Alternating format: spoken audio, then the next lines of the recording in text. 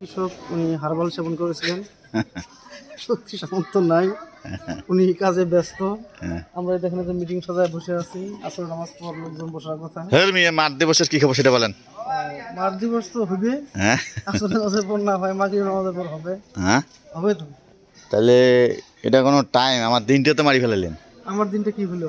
হ্যাঁ, আমি তো এক কারণ এসবই বেচাইলেও তো 1500 টাকা।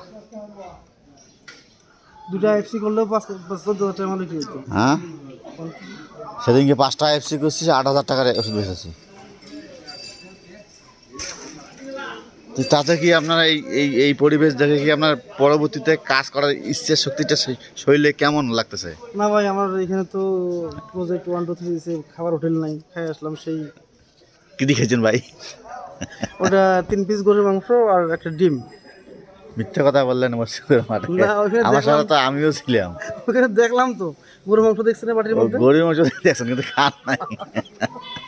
ঠিক আছে ভাই, ধন্যবাদ। আপনারা সাবাবাজি লোক।